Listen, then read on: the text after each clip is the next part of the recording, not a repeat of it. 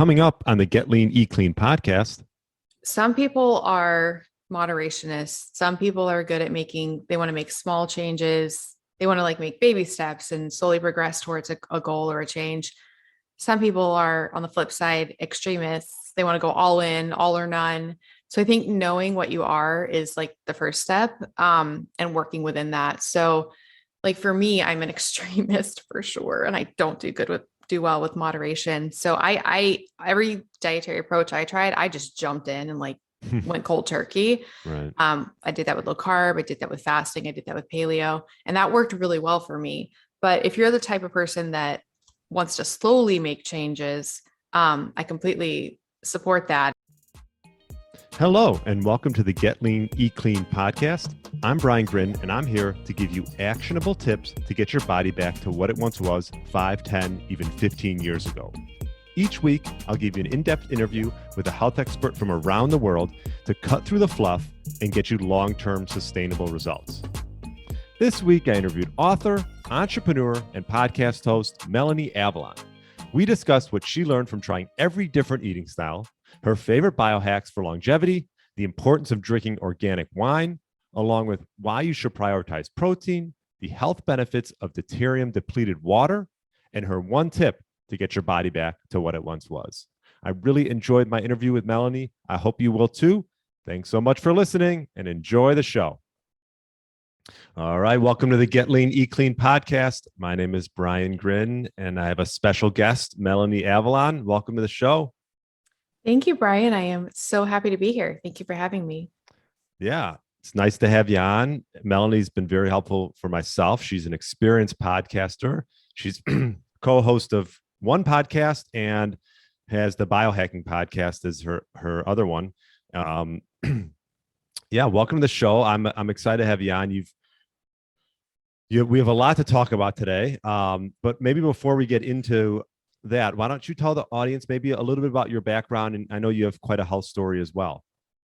Sure. So I first, like a lot of people, came to the whole health world, diet world, ultimately biohacking world for two reasons that I feel like a lot of people go through. The first one was trying all these crazy diets and wanting to lose weight, and then actually finding the diets that worked for me, and then realizing that diet wasn't just about weight loss, that it had all of these other effects beyond that, health-wise. And then the biohacking entrance came from my own health issues, trying to find answers and just crazily searching all the rabbit holes and tangents on the internet and starting to find things that not only helped me with my own health struggles, but just helped me revitalize my entire life and experience of the world. And so I've been doing a lot of these weird, quote, biohacking things before there was really the concept of biohacking. The first thing I probably did was wearing blue light blocking glasses. And that was, a decade ago, maybe. Nobody was wearing them then. So yeah, that's the really long story short. And what, I guess, we always talk about with diet, it is a bit of it can be a long road for some people, and sort of a self-experimentation on finding what works. What did you learn about diet and yourself, and just, finding ways to, optimize your health? Yeah. So the thing I did that made me have the epiphany about diet being more than just weight loss was when I first started a low carb diet. And before you think I'm going to say that low carb diet is the answer, I don't necessarily think that. I tried a low carb diet, and the thing I was so fascinated about this also was way before it was, well, not way before the low carb diet was popular, but I feel like people weren't, keto is all the thing right now, and everybody knows about keto and measuring ketones, and nobody was really talking about it when I was doing it. And I was so fascinated by the concept of looking at ketones in your urine, because it seemed like a scientific way to measure fat burning. So that's when I got really obsessed with the science of diet. But interestingly, I did keto for probably, I don't know, maybe 4 or 5 years. And I fell into the trap that I think a lot of people fall into, which is finding a diet that really works for you at that time and then thinking that like that's the answer and that's what you have to do for the rest of your life. Right. So, and I experience this a lot. You mentioned I'm the co-host of another show. I have the Intermittent Fasting podcast, and we get so many questions about people that are just like terrified, like they've gone low carb or keto and they're terrified of carbs and they're terrified of trying anything else because, keto has worked for them up until that point. Mm-hmm. And some people, maybe keto will work for life, but some people maybe change works. So for me, like now I eat super high carb, low fat. So the consistency has been high protein. But the point is, I think different diets work for different people at different times, and there's not one right diet for everyone. Totally true. And you on your blog, MelanieAvalon.com, you talk about paleo and intermittent fasting. How have you weaved those into your life?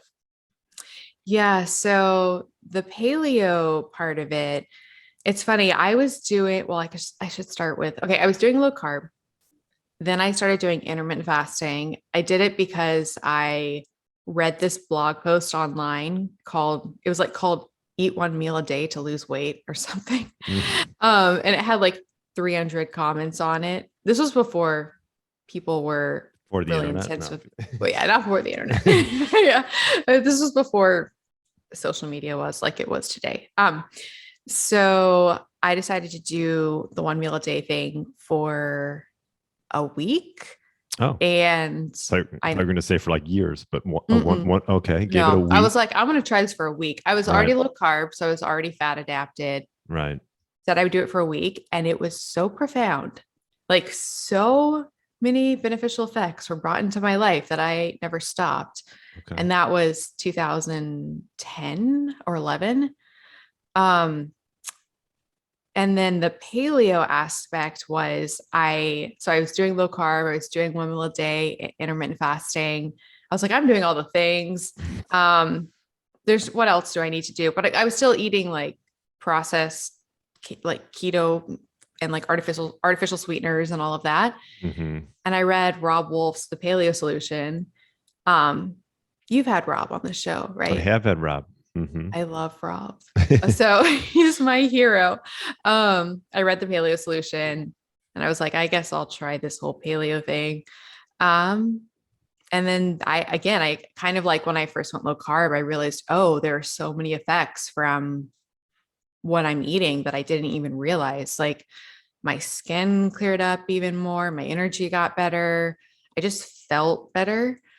So my approach to paleo was basically like meat, fruits, or not fruit at that time. It would have just been like meat and vegetables basically, but I cut out all of the processed stuff that I've been having, and it was amazing. So I still exist within a paradigm of whole foods.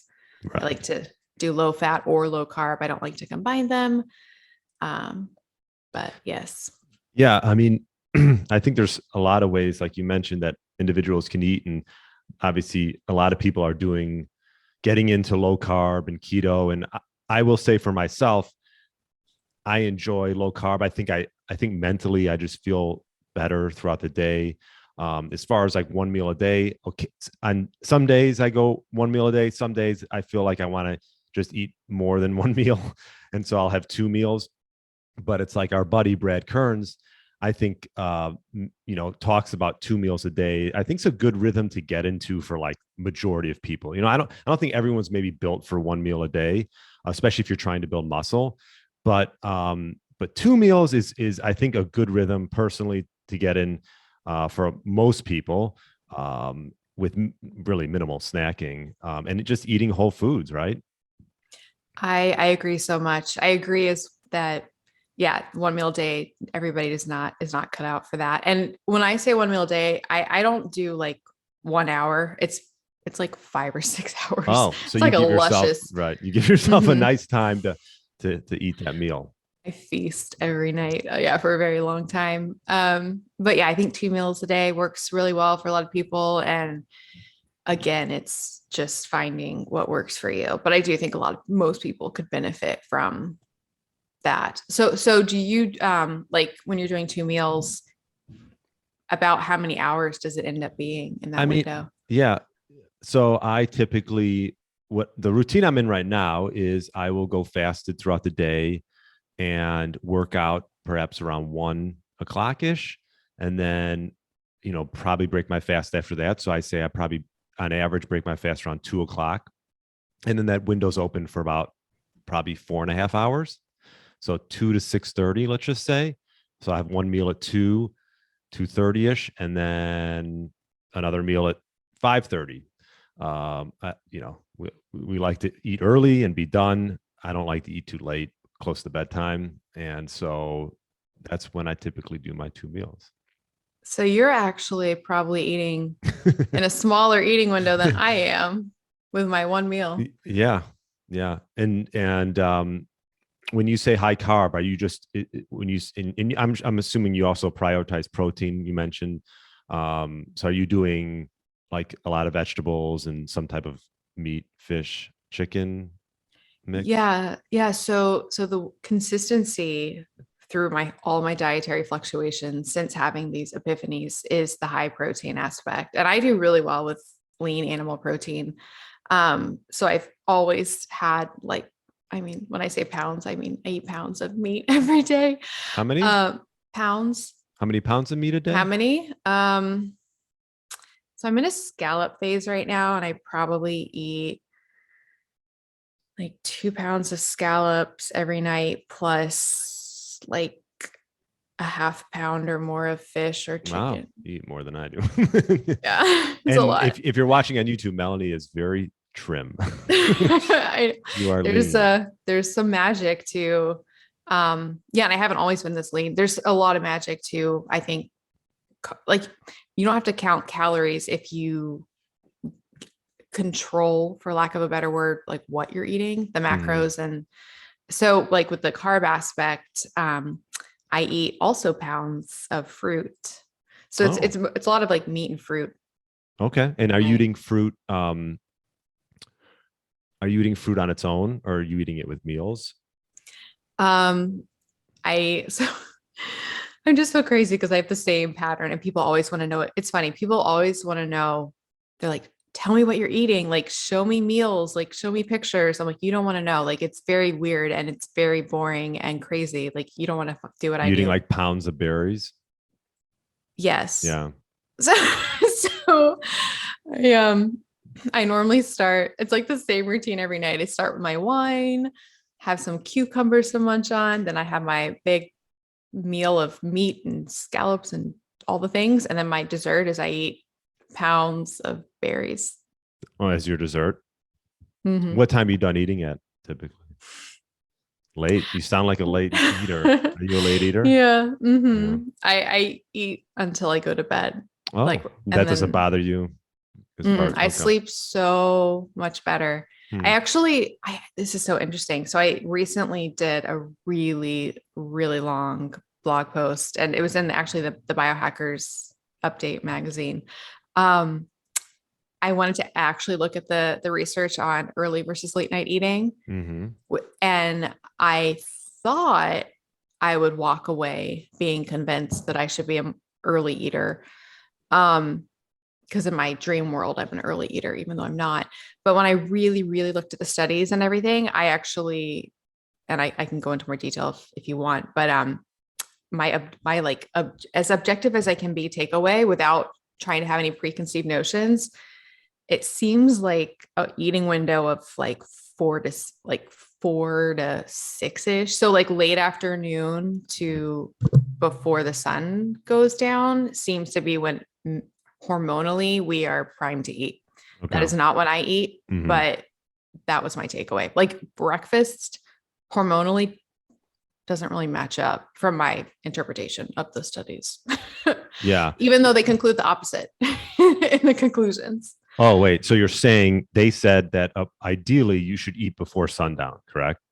So a lot of these studies, we'll be looking at hormones throughout the day. So cortisol, right, insulin, epinephrine. And it's really interesting because the conclusion will usually be that we should eat breakfast and be eating early. But looking at the hormones, it makes the most sense to me with the data in those studies that it would be later. Because like when you wake up, you have a cortisol spike, Right. which is, I should pull up my notes that I have with all the different hormones, but that's to release energy. So it's not like we wake up and our body is looking for energy. Like we wake up and hormonally our body gives us energy from ourselves. So I don't know why we'd be eating right then. And then other hormones like our hunger hormones and our satiety hormones are actually like it's that window I said, like our hunger hormones are going up then. So it's like a good time to eat. And then also we're good with insulin sensitivity and our satiety hormones. It just all lines up well. So it's interesting how then the conclusions that are drawn. And I think that a lot of that is historical and cultural breakfast industries Yeah. involvement. Oh yeah. Well, if you think about what a typical breakfast is, I mean, it's almost like a dessert, right? That's where a lot of the refined carbs and sugars come into play. And so if you could like even just eliminating that, I mean, if you want to get up and have your, some berries and stuff, I think there's nothing wrong with that, right? It's when you get into the muffins and the croissants and the donuts, that's where you can get into trouble. Do you know why Kellogg's cereal was started? I feel like someone told me it, but I don't know off the top of my head. Okay. Yeah. This is not going to, okay. It's something to do with Mr. Kellogg wanting to treat, was it like obsessive sexuality problems? And so he thought that this cereal would reduce sexual desires. And like, I think I saw someone post about that, about Mr. Kellogg. yeah. So yeah, no, I'm sure. I don't know. Yeah. Well, here we are. Okay. Well, let's shift topics a little bit. Let's talk about biohacks. This is something that you have the Melanie Avalon biohacking podcast. A lot of great guests. Definitely want to check that out. What are some of the best biohacks that you can that you've learned just from either your podcast or from yourself? Yeah. So, well, I guess to define biohacking. So, because I'm always curious to hear what people think biohacking is, because it's kind of a nebulous word and people include different things in the definition. Mm-hmm. So I'd really be curious to hear what you consider biohacking. Yeah, that's the first time I've been asked that. No. So I would say biohacking is a way, my definition would be, is a non-traditional way to optimize your health. So non-traditional way to optimize your health. So something that's maybe a little bit out of the box, right? That's what I think of. For some people, it might be in the box, but for most people, they're like, why? Like, I'll give you an example. Like, I think a great biohack for just like having a better mood and more energy is like cold exposure. I'm lucky enough to have a cold plunger, which is in my house. So it is the ultimate just pick me up. And I think it's, people don't have to get a cold plunger. They could do cold showers. So that would be my example of a biohack.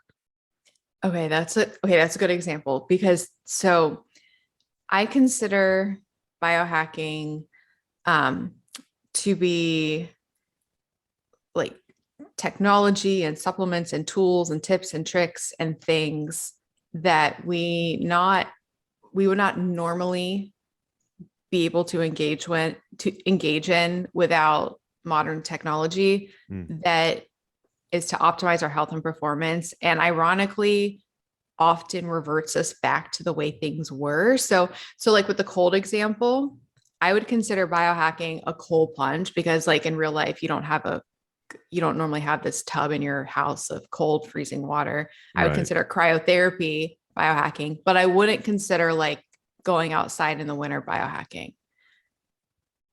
Makes sense. But some people would. So that's why I find it interesting, the definition. Yeah. And I know you love to do cryotherapy. Is that one of your favorite biohacks? I think you do it every day. Do you do it every day? It's an Mhm. expensive habit. Unless I can't. Well, where I go, like, so for people who are interested in cryotherapy, you can sometimes find places that have pretty good, Good, like or monthly. yeah, Yeah. yeah. So, actually I'll tell people, because I go, depending on where you live, I go to Restore, and it's a chain. Oh I yeah. don't, yeah. So they have an amazing, they often have an amazing join special where you get everything for like really cheap. So you can try it for a month at least. Hmm. Um, Where, but where, Melanie, where are you located? Just I'm in Atlanta Atlanta. Okay, that's right right. You now. told me that. Yeah. You're Northeast. Yeah, I'm in Chicago. Yeah. Yeah. So yes, Okay. cryotherapy. Okay. And Crap. to find that for listeners, that's where you go in a cold chamber of cold air, negative, negative 220, somewhere Yeah. around there for three And the minutes. reason you can go um into that arena, whatever you want to call it's like your head is exposed, right? And you have Not in blood. the one I go in. I go in one that's completely Oh, enclosed. okay. Because the one I've done is your head sticks out and you put on gloves and you put on gloves and socks. Hmm. Okay. Yeah, they have that type, and then they have one where you're completely immersed. And the complete immersion one, that there's like a window that you can have down if you want, but I like it up. And what are the main reasons you do it every day? Oh my goodness, so many. I had Wim Hof on the show, which was amazing. And Yeah. he's, for people interested in cold and the benefits, check out his book. Um, so there's so many benefits. The immune system really, really benefits from the cold stress. It basically activates all of our stress genes to help supercharge our cells and boost our immunity, help our energy, help our mitochondria. There's Mhm. some really good studies on mood, and I really experienced that. So when I walk, I go in, and then when I walk out, I just feel so good, Mhm. because it releases endorphins and dopamine and serotonin, and it's amazing. Really good effects on blood sugar. So oftentimes I'll wear a CGM, a continuous glucose monitor, and I always see that prior to, like, once I go in and do my session, I come out, my blood sugar drops and stays low for the rest of the day. Um, That's yeah. interesting. Yeah, that's interesting that you say that because I have a CGM I'm using right now, which um and I do hot therapy, some hot sauna, and then I do cold. And I got to start tracking that a little bit more and seeing how it affects me. But yeah, I know there's still a lot of um, studies out there that there's still more research to fully understand all these benefits. But I'm with you. I think improved mood, even athletic recovery, is great. I mean, I used to have some hip issues, and just going in the cold exposure, I do it probably every other day, is great for that as well. Um, what other biohacks do you like? Um, so I mentioned the blue light blocking glasses. So been doing those for so long. Mhm. Um, that in combination with, I love red light therapy. So I love it for, well, I'm sorry, when you say red mhm, light therapy, maybe explain that so people sure. understand. Yeah. So red, and I'm looking at my device, red and near infrared light therapy. Okay. So it is types, wavelengths of light that have health benefits. So the red light is the visible spectrum. So it literally looks red. So my apartment every night is just like this whole red vibe. Mhm. The near infrared is actually invisible. You can't see it. But exposing it to your body. So it has, both of them have these benefits, but anti-inflammatory benefits. So it's really great for muscle recovery. It actually helps your cells' mitochondria generate energy. So that's a reason that it can seemingly help so many things, because it's just helping your cells function better. It's great for skin. I love the mood, going back to like the light and the mood benefits. We're exposed to so much blue light today, which is not natural and can be create insomnia and stress and headaches and things like that. So I like to combat it with bringing red light into my life, which is more of the type of light that would be in the rising and setting sun. Mm-hmm. So I find I actually usually have a red light device on 24/7. I don't have it on right now because it's a little bit, there's a fan in it, but I love it. Can't see my life without it. Yeah. Yeah. I've done some infrared saunas, and that's another way. The nice thing about the infrared sauna is you're not like in a steam shop sauna, right? Like you can sit in there for 45 minutes and just get a good sweat. And we all know how important it is to sweat. It's, it's our biggest organ, our skin, and for detoxification. A lot of people do it when they think they might have some like heavy metal toxicity. So yeah, I mean, you can now buy sort of like you said, you can buy almost like these shields, right? And you don't need a whole sauna per se, right? Well, so I should clarify. So sauna is actually different. It's far infrared. Okay. So everything I was talking about was near infrared and Oh, red light. although I was just going to say, I think a lot of these saunas now have all three. Or they might have, Yeah. but the part that makes you sweat, so that like the part that's required for the sauna is the far infrared. So like near infrared and red light, it doesn't really make you hot or anything like that. Okay. It's more surface, but the far infrared is, but you're right. The saunas often have all three now. All three. Yeah. But the far infrared is the one that actually goes in deeper and heats you in from the inside out. What feels so amazing about it, and I'm sure that you've experienced this, is it so a normal sauna, a sauna that's not infrared, a heat sauna, a traditional heat sauna heats you from the outside in. So it's you feel really hot. Like it requires you to get really hot to get the benefits. And you can't stay in there for that long either. Yeah, exactly. Compared to far infrared, it's kind of like how you can, so you feel it and you're hot and you sweat, but it's kind of like how you can have a fever and not necessarily feel like super hot. It can give you a fever, an artificial fever, even though it's a real fever, but artificially induced through the sauna, without requiring you to be super uncomfortable. So like I do my sauna session every single night and it feels so good.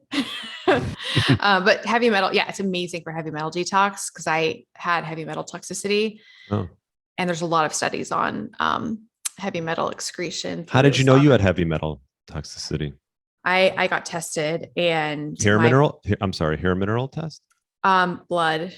Hair as well, but blood was the one that was a red flag. So your levels are supposed to be, this is a testament to how much fish I eat. Your levels are supposed to be like, I'd have to look again, like 5 or 10 or something or less. Too much sushi. Mine were 30. Too much sushi? Too much. I know what I was, okay. I feel very strongly about this. I was historically eating just low mercury fish. So I was eating tilapia, barramundi by a certain brand, shrimp, scallops. I didn't understand how important it is. It's hard. Okay. I feel so passionate about this. It's hard because you don't see the mercury in the fish. Like, so it can seem like not a big deal. So I moved to LA and I was like, it's not that big of a deal if I have like a little bit of this higher mercury fish, or if I have like a piece of swordfish. So what I've realized since then, if you have one piece of swordfish, if you like look at the data, if you have one piece of swordfish, that's like a normal amount of mercury for a piece of swordfish, it could be the equivalent of eating 300 pieces of tilapia in that one piece. So I really encourage people to don't take it seriously, the mercury in fish. Yeah. Because like you said, it's almost like a silent killer, but it's a silent toxin that you would never know. Did you start feeling symptoms of anything that would I literally thought I was dying. So you really felt it. Okay. It's hard to know because this all happened at the same time, because I actually had anemia as well that I wasn't aware of, and I ended up in the hospital. So, so it was all happening at once. But yeah, the mercury toxicity, my doctor found, like I said, it was 30, which is like, you really usually only have that if you had an acute exposure. So it's crazy that it was that high. I will do a PSA though, that I did chelation, pharmaceutical chelation, and I got my levels down, but I just want to encourage people, if they go that route, I don't know if I would have gone the route that I went with that. So, because it pulls out your body's own nutrients at the same time. So you're better off maybe doing, like, when you say chelation, like a way to obviously pull it out of your body. Good ways would be, infrared sauna. Yeah. So I have a whole blog post about this that Okay. if you have show notes, you can maybe put a link to, but I don't know. So like for me, my levels were so high. I do think I definitely needed pharmaceutical chelation, but I'm such an extremist that I was like, oh, like I have mercury toxicity, chelation will pull it out. Let me just do as much chelation as possible. And I would have gone slower. I would have taken weeks off to, like, quote, remineralize. And then I would have focused as well, like you just said, on sauna and other avenues. There's a whole world out there. Yeah. I interviewed Dr. Anthony Gustin, and I haven't published it yet, but he had mold toxicity. And it took him like years to like figure it out.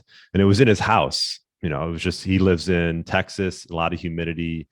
And yeah, anyways, he has a whole story around that. I had that too. Oh, jeez. The mold. Did you really? You had mold too. I just sent the hair mineral test in. Barton Scott, his company, Upgraded Formulas, they do a hair mineral test. So if people are interested in something like that, it does test for heavy metals. I interviewed him, so that is out. Barton Scott, Upgraded Formulas. So anyways, let's move on. Let's talk. A lot of ways we can go. Let's talk. Deuterium-depleted water. Let's talk water a little bit, because obviously what are we made up of? Like 65% water, and most people probably don't drink enough. What is your thoughts around that? As you drink water. As I drink some deuterium-depleted water. Yeah, tell me about that. I'm curious. Yeah.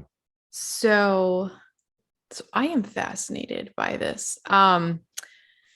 It's something that I think might be really, really having a profound effect on us, and nobody's realizing it, or not. That's the thing. Yeah. Like it is something that okay, let me backtrack and say what it is. So are there 3 or 4 types of hydrogen? So there's normal, there's normal hydrogen, which is protium. So that's the type of hydrogen that we think of when we think of hydrogen. There's the type of hydrogen found in hydrogen bombs. I don't know what is the name for that. And then there's deuterium. So deuterium is an isotope of hydrogen, and it's basically a heavier form of hydrogen.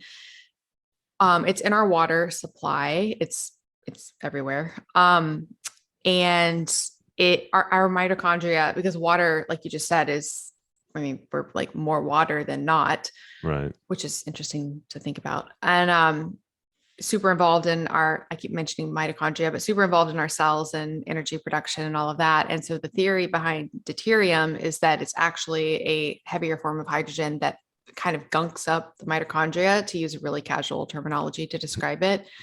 And so the people who think that it's the end all to disease, like that it's like the cause of everything, they just think that it's the reason that we have disease, because basically it's affecting our mitochondria. And what's interesting is there is actually a lot of research on it.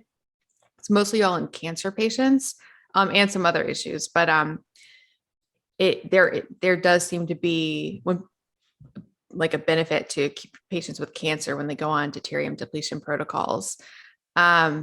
So you can drink deuterium depleted water and you can change the level of deuterium in your body. And I actually took tests. So I tested my own deuterium levels in my body. Then I did like a few weeks of deuterium depleted water and like tested again, and they had dropped substantially.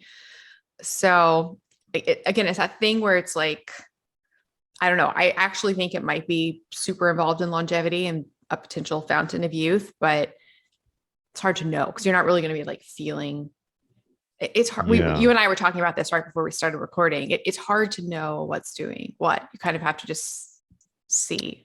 Yeah, no, I know. I agree. And with some of this stuff, you might not maybe feel the effects for who knows, like could be years.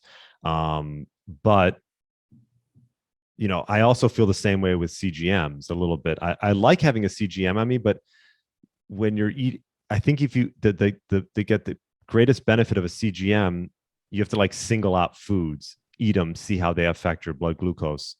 Because if you think about most of our meals, at least for myself, I eat them all together and as one. And it's like, how do you sort of peel away and see which one is not that there's necessarily wrong with having a blood glucose spike, right? As long as you come back to a good baseline. So anyways, that was just a thought of mine.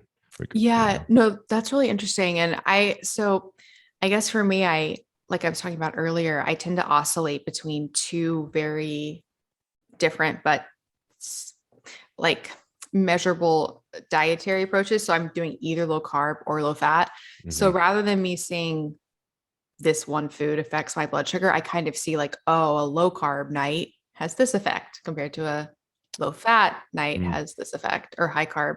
Is it, can you tell on the CGM, are you seeing a difference? Yes, but for the majority of the time that I was experimenting with a CGM, I was mostly doing the higher carb approach. I actually want to do it again and do it while I'm doing low carb, but I did see some. And yeah, I also noticed the CGM is actually a reason that I started taking Berberine. And I definitely saw lowered average blood sugar levels with Berberine. Do you take Berberine? I don't take Berberine. And maybe explain to the audience what Berberine is and why you started taking it. Yeah, so I am obsessed with Berberine. It's do you sell it or no? I don't. I want to make one soon, which is exciting. I'm trying to figure out the right form and method. Okay. But mostly the right form, because there's this whole dihydroberberine, which is said to be superior for blood sugar regulation, but I'm on the fence about it.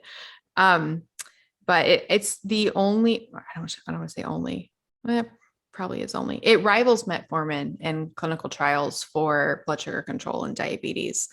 So it has a really immaculate effect on blood sugar levels. So, and it's advertised, if people are advertising, people take it for blood sugar, but if you actually look at the research, it has so many other effects on like reducing cholesterol and treating bacteria.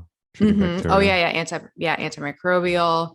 It has just a wide spectrum of benefits, and it's a natural herb. So you're kind of sidestepping the potential issues of, pharmaceuticals and their potential side effects. Okay. So you take it with food when you eat? I take it. People do take it before meals. I actually just take it in the morning. Okay. Yeah. So that's another biohack. See, that's interesting. So yeah, I'm gonna think about that. Because I was saying supplements earlier, but it's funny because when I think about like herbal supplements like berberine that's been around for, I don't even know how long. Like, do I consider that biohacking? I don't know. Well, it is a supplement. You mentioned supplements, potential supplements. And I would say the majority of people aren't taking it. But I have heard a lot of good things with berberine. So that could be even like, for example, like apple cider vinegar. Have you ever done anything with that? I have in the past, like a shot before eating and stuff like that. Did you eat it? Did you drink it straight up? Because I think the first time I got apple cider vinegar, I didn't know you had to cut it with water. So I just had it straight up. And I was like, whoa, this is like, it was intense. Yeah, that was, reminds me the first time I did a shot in college, and I was so naive. I didn't know alcohol. I didn't even know what alcohol tasted like. And I just remember it did not go well. Yes. If you want to go down that rabbit hole, I remember I've had one cigarette in my whole life. And I would think I was a freshman in high school. And it was a Marlboro Red, and I got sick, threw up, like dizzy. And I was like, okay, that's not for me. So if you ever want to like not do, or maybe not have your kids do something, just get them sick the first time they do it, and they probably won't do it again, at least for a long time. I mean, I've never had a cigarette since, but anyways. Two related thoughts to that. One, I got in college, I I tried an apple fast. So you're supposed to like Okay. just eat apples for 3 days. And then I ended up doing it for 11 days because I felt so amazing. And then I went to a party. So I wasn't drinking or anything during that. Then I went to a party and I drank what I normally would have drank. But Oh, this is after only eating apples for 11 days. And I haven't had hard alcohol since then. That was, was yeah. like the Right. worst experience.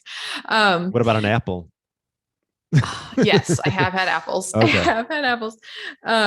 But the second thing was, have you ever experimented with nicotine patches? You know what? I see that this like some people do like a nicotine gum as a way as like what's his name? Always talk Ben Greenfield always talks about this. Lucy, I think, is the brand he promotes. Is that sort of the same idea? Yeah, it's the same idea. I haven't done the gum, but historically I played around with the patches because they have actually a lot of potential health benefits. Hmm. So Right. Nicotine on um, its own. hmm um, cognitively, well, you get a really nice dopamine hit, which is not surprising given nicotine's people being addicted to it. Right. But preventative for Parkinson's actually, which is super cool. Whoa. But what made me think of it was the getting sick. If you put on too big of a patch, Oh my God. Yeah. you will just Hmm. yeah, I have done that and it's not good. It's like throwing up in the bathroom, not good. So Yeah. um but I actually am really interested in nicotine. I haven't done them in a while, but I think there's a lot of potential. I know that's really controversial, but benefits there at least for the patches, not for smoking, not advocating smoking. Yeah. No, not at all. What other like I guess from all your interviews and things, what's some of the takeaways that you could say that maybe people that are looking for, let's just say longevity? Like I know we're talking about biohacking. Are there anything that sticks out maybe perhaps to help with longevity? Yeah. So goodness, I've had so many people on the show. I've had on, so there's the whole, well, fasting. I think Sure. fasting is a win. um, there's the whole debate, and I'm haunted by this about low protein diets or not. So I've had on Dr. Walter Longo Mm, from USC, and he's a big proponent of like the fasting mimicking diet and low protein diets for longevity. Um, I'm just such a, I like to, I feel like I can get the best of both worlds by fasting during the day and lowering IGF-1, lowering mTOR, and then right. having my big mTOR spiking, IGF-1 spiking, high protein meal. And then I Mm, get all the benefits of protein like metabolism, muscle support, warding off muscle breakdown as I age. And then I still get the fasted period during the day. And it's funny. So I asked Dr. Longo, because I've had him on the show twice, and I asked him, like, did he think that that was a viable approach? And he basically said that it made sense in theory, but we don't have any like long-term research on it. So like kind of why risk it type thing. I'm paraphrasing, but that was the vibe. hmm, But I'm starving on low protein. Like I can't do low right. protein.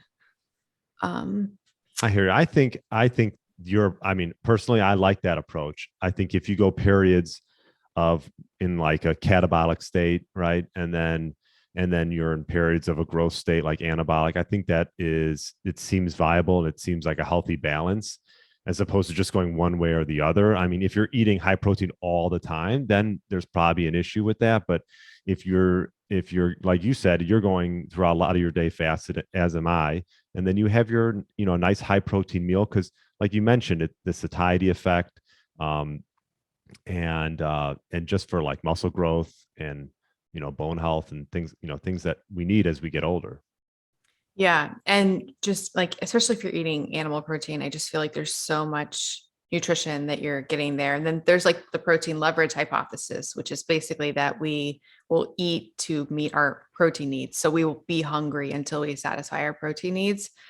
Um, so yeah, Yeah. protein. And But protein, Yeah, I agree. I mean, I don't count, like you mentioned, I don't count calories.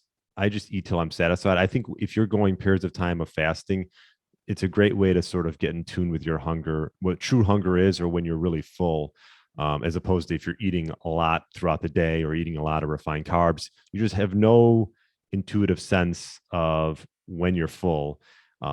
So what would you recommend someone that is looking to perhaps, you know, get into fasting? What would you recommend them do, or as far as just like turning around their diet? Yeah, that's a big question. So I think it really depends on what your personality type is. And by that, I mean, some people are moderationists. Some people are good at they want to make small changes. They want to like make baby steps and slowly progress towards a goal or a change. Some people are on the flip side, extremists. They want to go all in, all or none.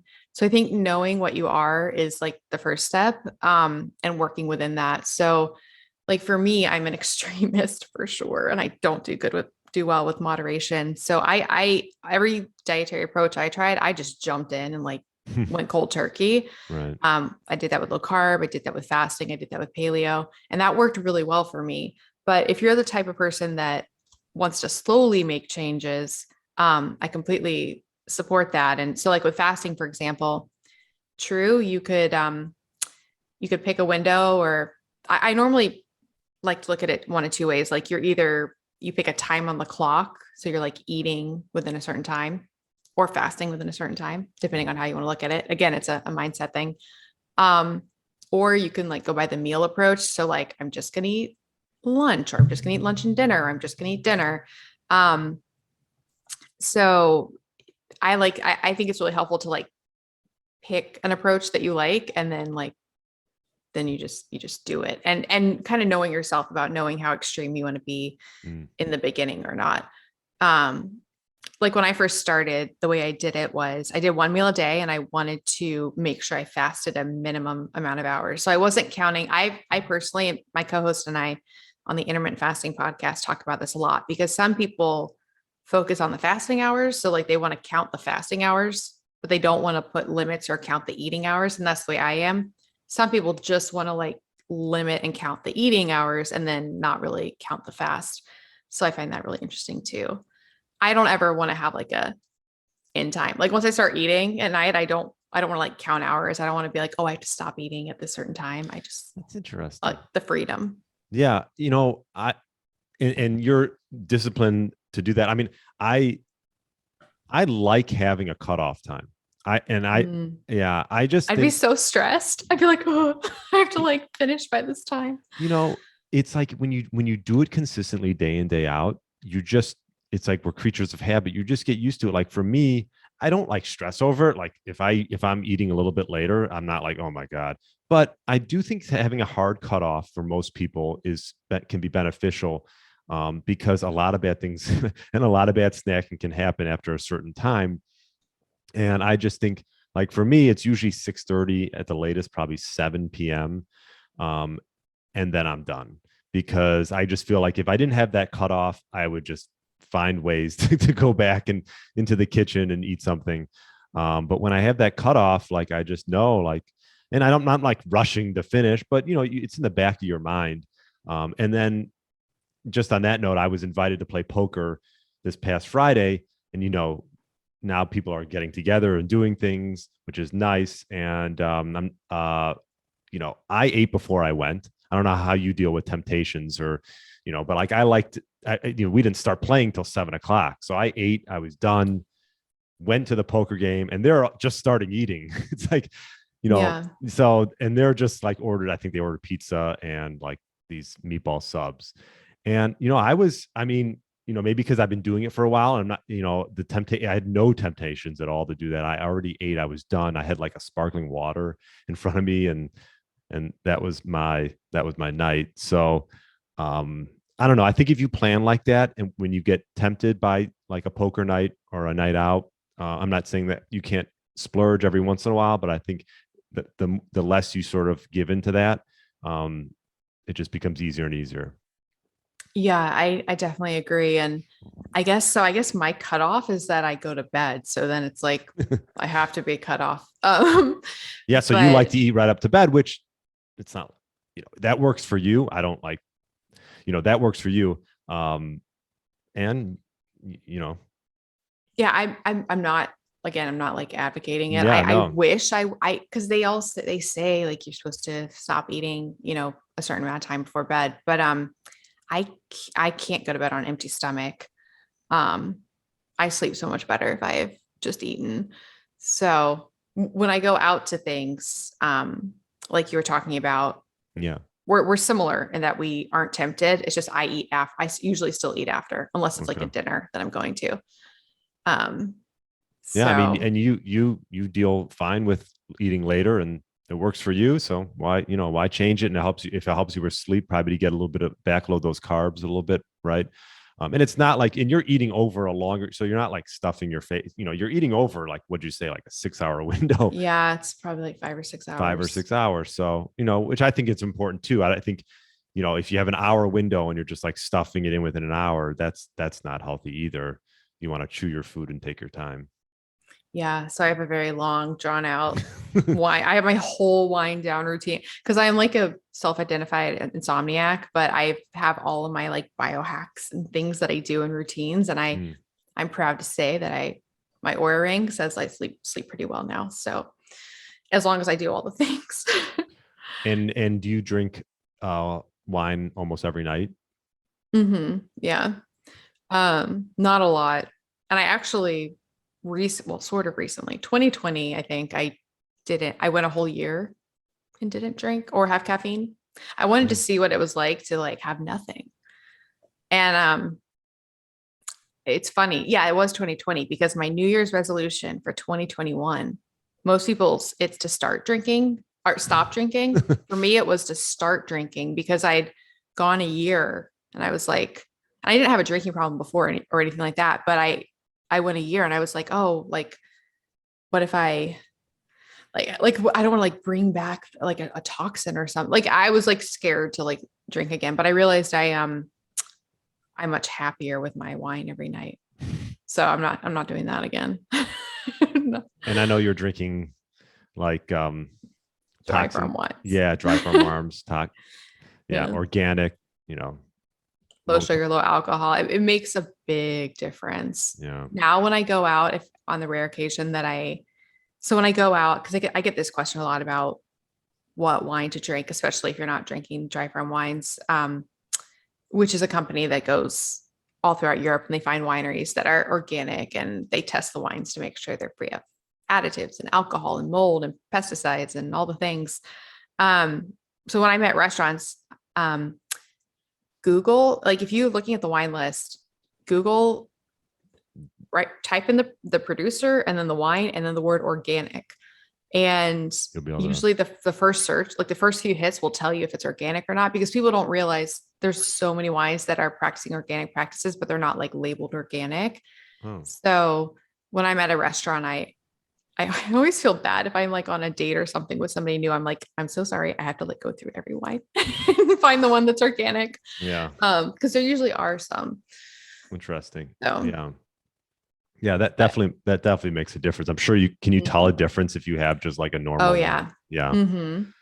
Big difference, like Yeah. sleep, reaction, everything. Okay. So Good to know. I'm not a wine drinker. My wife is. So I always we do get some dry farm wines from time to time, and I just give her a hard time when she's drinking the other ones because yeah. And especially if you drink it because they're drier and they're lighter. If you go and drink like conventional wine, so like the majority of wine in the US is all owned by like there's only like a few head companies that own the majority of the wineries, which is crazy. Or like it's all under like the big brands, but they can actually add in like colors. Like it's really frustrating because if you look at the back of a wine label, there's not an ingredient list. So you assume it's just grapes, but it's right. not. It's all these other things. They should make that like a thing. There should be an Yeah. ingredient list on Yeah. wines, right?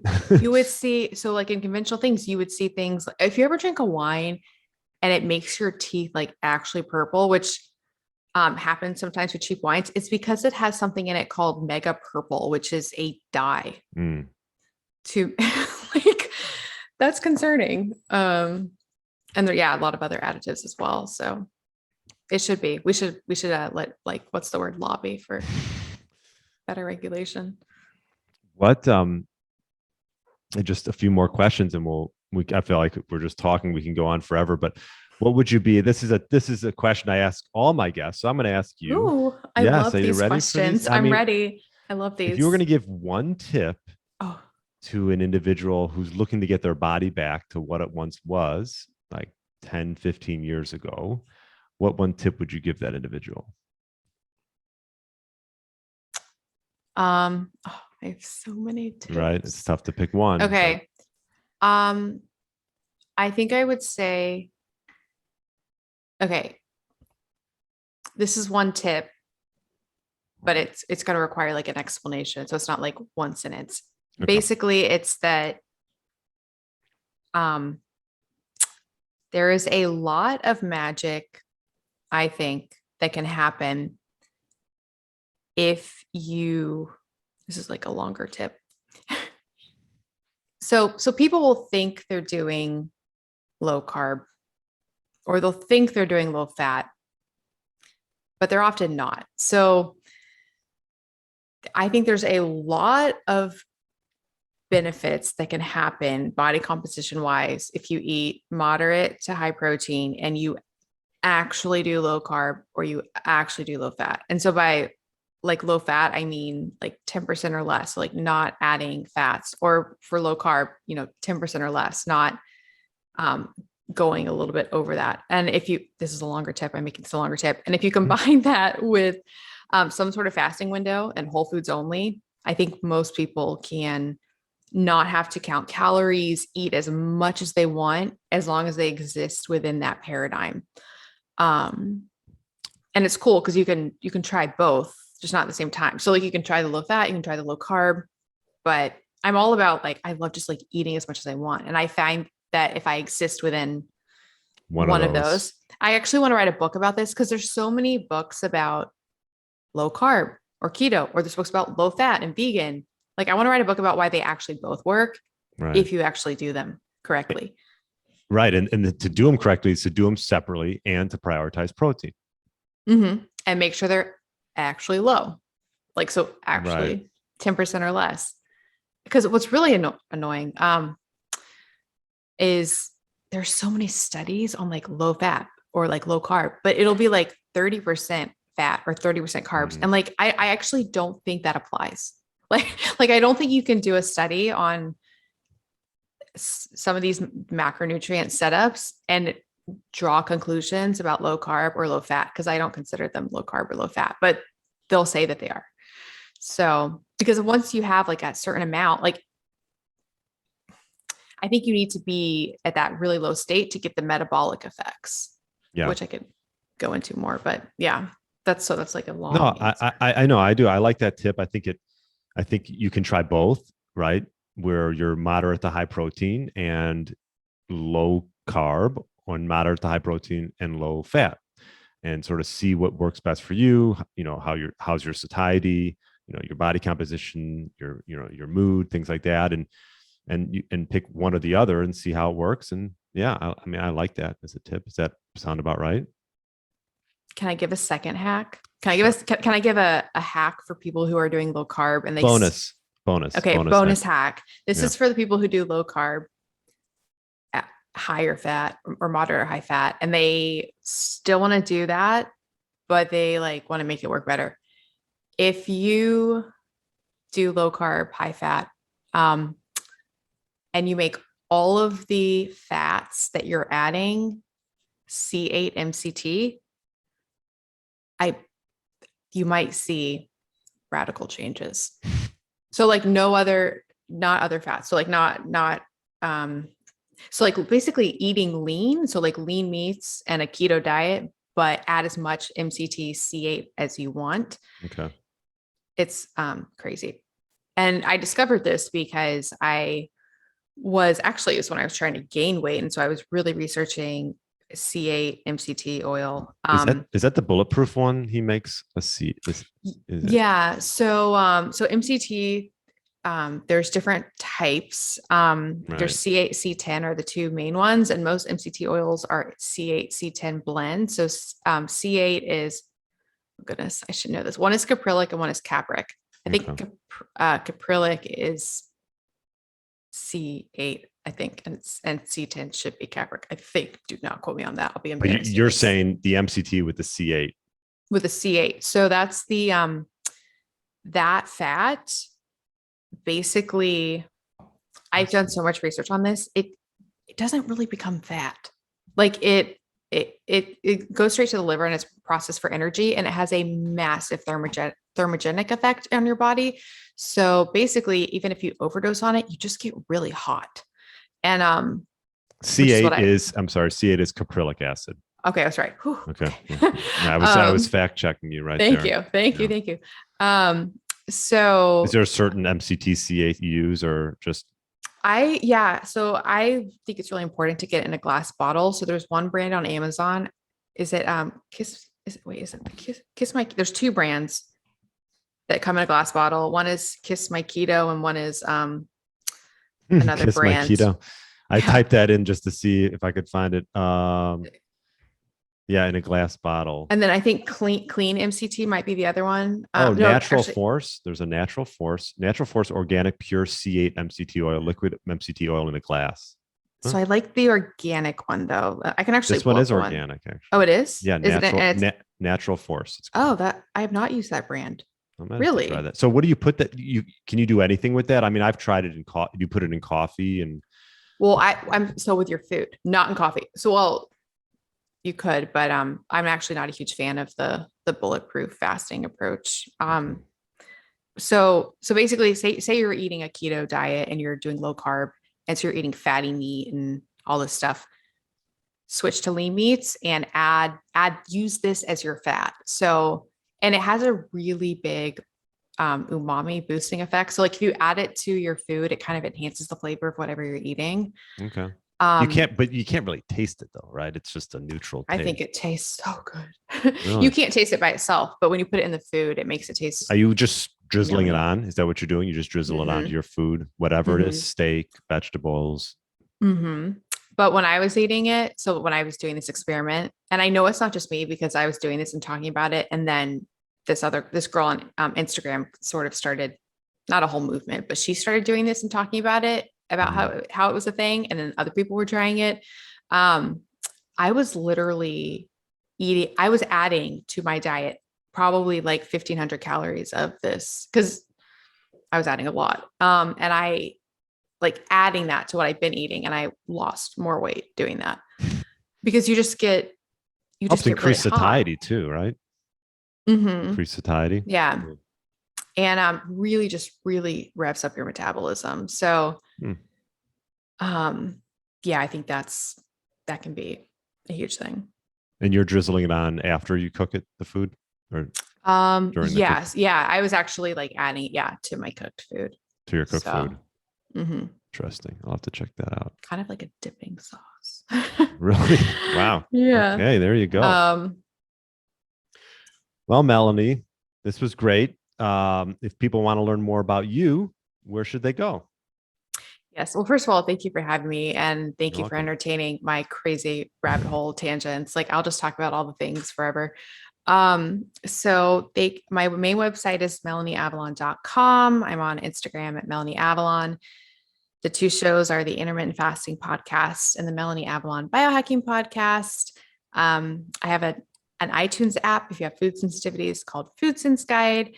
And I have a new supplement line that I'm so excited about, and that is AvalonX.us. And the first supplement I made, actually, to answer your longevity question, I think this one is huge. It's Serrapeptase. It's my favorite supplement ever. So, yeah, that's all the things. Okay. Serrapeptase, maybe why don't you give us a quick intro to that? What is that? Yeah, it's a proteolytic enzyme created by the Japanese silkworm. When you taste, although we make it in a lab now, so it's vegan, when you take it in a fasted state, it goes into your bloodstream. It breaks down non-living and potentially problematic proteins in your body. So it really helps anything where your body is reacting to proteins. So I started taking it because for seasonal allergies, it will clear your sinuses, like just clear, brain fog. And I stayed on it for all the other health benefits. So reduced inflammation. There are a lot of studies on it that it can reduce cholesterol, enhance wound healing, help with pain, even break down amyloid plaque, both in vitro and in vivo, which is crazy. So it's just, it's like kind of like how fasting can help your body just on so many levels, do so many things, like with cellular cleanup and just functioning better. It kind of does that. It's amazing. I love it. Wow. Yeah. So you started using it and you're like, I got to come out with this myself. Yeah. I started taking it like 5 or 6 years ago. And I always knew if I were ever to start a supplement line, which I wanted to do, because I mean, we were talking earlier about sketchiness with wine. The supplement industry is so sketchy. Yeah. So I knew I wanted to make my own brand at some point so I could make because I want to feel good about what I'm putting in my body. So the best way to do that would be me make it myself. So, yeah, it's so hard to find supplements without fillers, or with transparency on ingredients and sourcing and lab testing. And so I'm so grateful that my partner has been so amazing, because my supplement business partner, because I've been so neurotic with like the sourcing everything. And, yeah. Is it, I'm just looking right now. Is it available yet or not yet? It's pre-order. Oh, no, it's available. So is it saying pre-order? AvalonX.us. Oh, okay. Okay. I was looking on Melanie Avalon.com. It says it's. Oh, I should change that. Thank you. Thank you. Yes. It says pre-order, but no, I see it now. AvalonX.us. Okay, there it is. Yeah. And we're actually launching our next supplement very soon. I'm so excited. We're making a magnesium, a full spectrum. Yeah, I remember you saying that, listening to you. Okay. Yeah. Wow. Lots of great stuff, Melanie. Well, this was very enjoyable, and I appreciate you coming on. Yeah. Thank you so much for having me, Brian. I'm super grateful. I super appreciate it. It is an honor, and congrats on all that you're doing with this show. It's helping so many people. So thank you. Thank you. Thanks for listening to the Get Lean, Eat Clean podcast. I understand there are millions of other podcasts out there, and you've chosen to listen to mine, and I appreciate that. Check out the show notes at briangrin.com for everything that was mentioned in this episode. Feel free to subscribe to the podcast and share it with a friend or family member that's looking to get their body back to what it once was. Thanks again, and have a great day.